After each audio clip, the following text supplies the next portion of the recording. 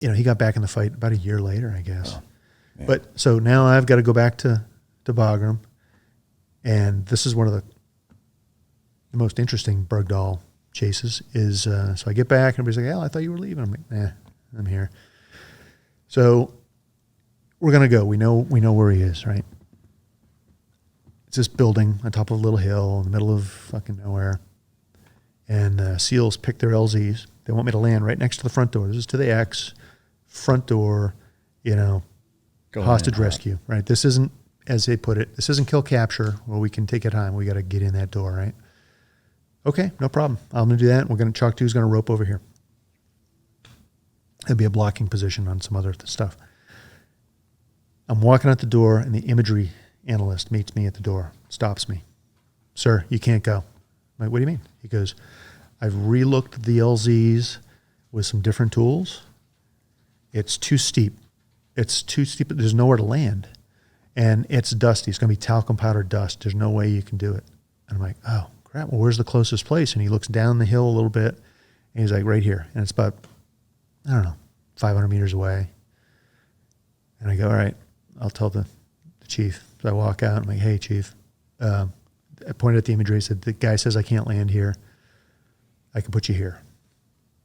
He's like, he looks at me. He says, "Al, we've known each other a long time. You got to put me at the door. This is hostage rescue. They'll kill him if I don't get in that door." Okay. I'll think of something, right? It's about a 40-minute flight. The whole way, my mind is just like, "Oh, what am I going to do? What am I going to do? What am I going to do?" Just on the fly. And the crew knows. They're like, "We can't land there," right? They heard the same thing, and they don't know what we're going to do. And 10 minutes, around the corner, 6 minutes, and I can see the laser coming, a sparkle on. I can see the IR laser pointing at the LZ, and it's on a frickin' side, like the side of a hill. There is no way I'm going to be able to land there, right? I'm like, "Chief, it's not going to work. There is definitely no way to land there." And he's like, "Al, you got to do it." You just hover it? No. So this is where it gets interesting, right? So I'm looking at it a little bit. We're getting a little bit closer now. It's starting to, appear to me what I can do. And what it is there's a hill, but there's a goat trail going up at the base of that hill, and then another hill, right? So it's like a V-shaped draw going up to the front door, and like you walk up the goat trail to the hill. And I'm like, "I got it. Give me the controls. Set the brakes," right? Co-pilot sets the brakes. I have the controls. He goes, "What are you going to do? There's nowhere to land." I said, "You guys ever hear of Sante?" Pause. Do you know what Sante is? Mm-mm. Okay.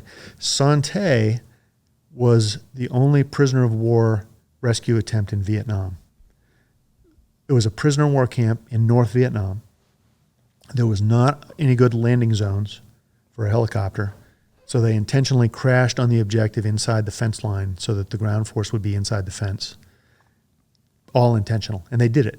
There was it was a dry hole. They had been moved like the day or two before or something like that. But so the crew chief in the front door, right gun, a guy named Dan, goes, "Wait a minute. Isn't that where they intentionally crashed on the objective because there was nowhere to land?" And I said, "You got the point. Hold on."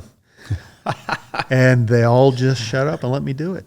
And because the brakes were set, when I came in to land, the deceleration put me at the same angle as the slope. And once again, this is where years of experience comes in. I wouldn't recommend this to anybody else. Yeah. And I basically flew it into the ground. And, enough cushion at the end to make it soft. It was one of the softest landings I did. But now, in order to lower the ramp and us not roll backwards, I got to take the power out, which means the rotor blades are going to go from this to this. And I have no idea how steep that V really is. And as I lower the power to make sure that we don't roll, I'm kind of wincing because I know the blades are going to hit and we're just going to go, and we'll be in the history books for, crashing a helicopter on the objective to save an American soldier. And nothing bad happened.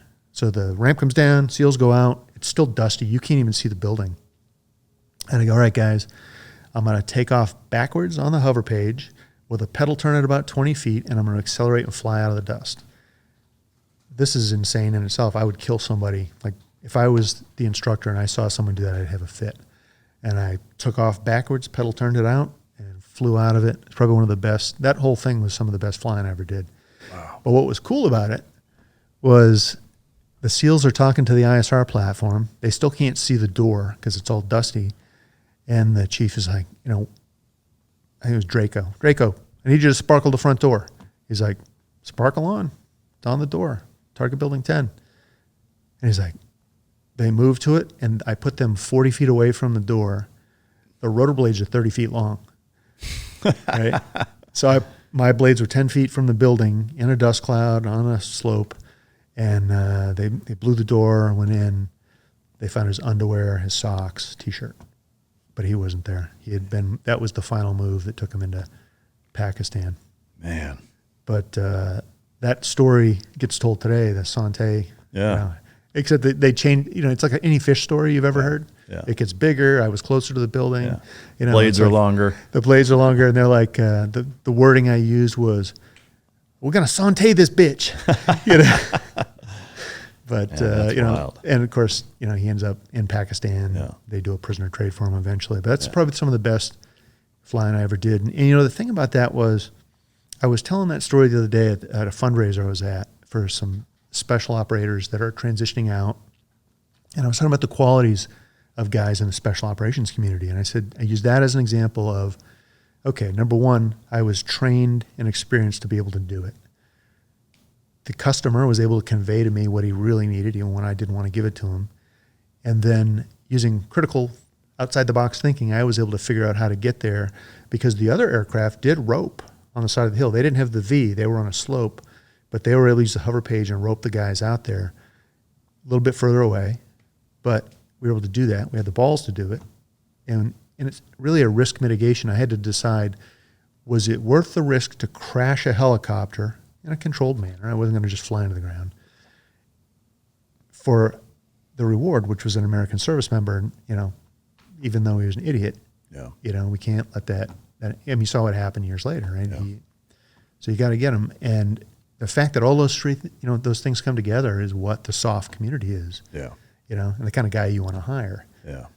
Assuming he's not some whack job, but yeah, for sure, man. That's a wild story. Were you on the flight where Spike lost his life, no? That was our other. So they were out of JBAD. Okay.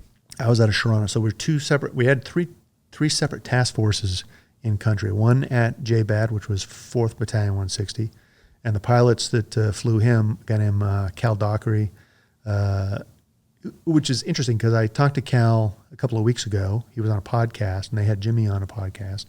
So he's a dog handler with DevGru, was injured, and they